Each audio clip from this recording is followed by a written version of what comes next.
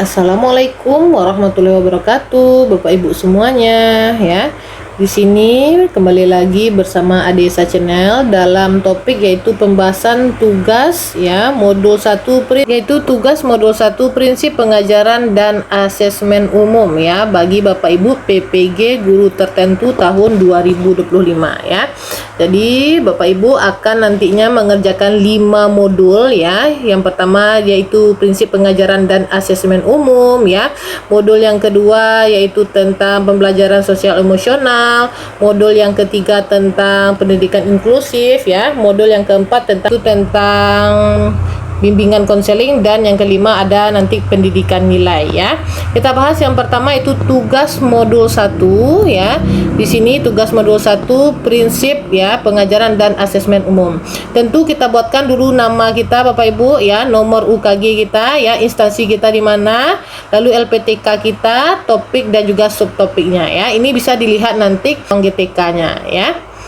Yang pertama yaitu Bapak Ibu tabel 1.1 ya, rubrik checklist perencanaan pembelajaran ya. Di sini ada beberapa pernyataan Bapak Ibu akan ya mengisi apakah selalu, jarang atau tidak pernah ya. Saya contohkan di sini. Dalam merencanakan pembelajaran, saya memilih capaian pembelajaran terlebih dahulu ya. Apakah Bapak Ibu selalu ya merencanakan pembelajaran memilih CP-nya? Kalau selalu berarti kita checklist selalu ya. Kalau misalnya Bapak Ibu jarang ya berarti checklist jarang ya. Kalau tidak pernah kita checklist tidak pernah ya.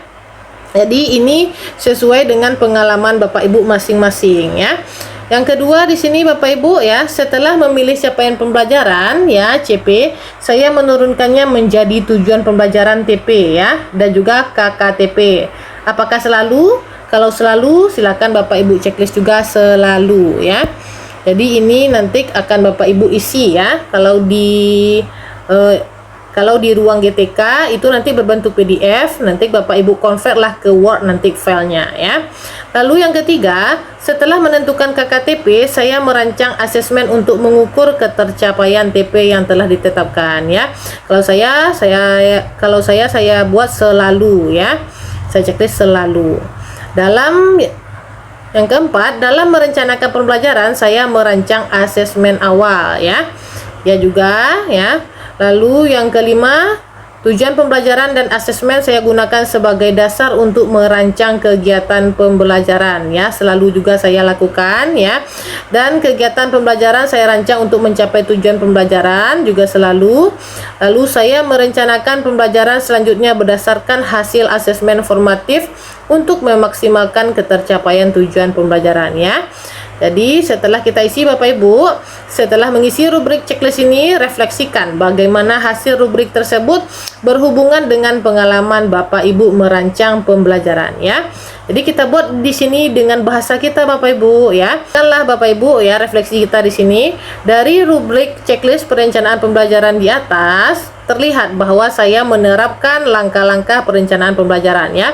Itu diawali dengan memilih CP ya, kemudian merumuskan menjadi TP, lalu dilanjutkan dengan menentukan KKTP ya untuk mengukur perkembangan kemampuan peserta didik dalam mencapai tujuan pembelajaran. Selanjutnya merancang asesmen yang tepat ya, sehingga nantinya dalam proses pembelajaran tercapainya tujuan pembelajaran dan peserta didik menjadi aktif dan semangat dalam proses pembelajaran ya. Jadi merancang pembelajaran yang efektif merupakan keterampilan penting yang harus dimiliki oleh seorang guru.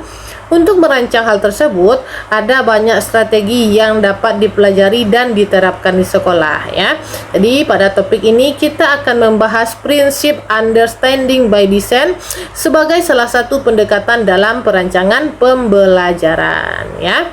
Jadi ini merupakan tugas ya Bapak Ibu ya, tugas yang pertama ya di modul prinsip pengajaran dan asesmen umum ya. Di sini ada 3 modul nanti ya Bapak Ibu ya. Modul 1 ya, itu terdiri dari 4 topik ya. Ini yang UBD saja ada 8 tugas ya Bapak Ibu ya, sampai 8 tugas di sini ya. Lalu ada lagi nanti yaitu di sini pembelajaran berdiferensiasi sampai juga 8 tugas ya. Lalu ada juga yang ketiga yaitu tentang TARL, Teaching at Direct Level, juga ada di sini 9 tugas ya. Dan topik yang keempat nanti juga 8 tugas ya terkait CRT ya. Modul yang kedua ya itu juga ada ya Bapak Ibu ya tentang pembelajaran sosial emosional ya.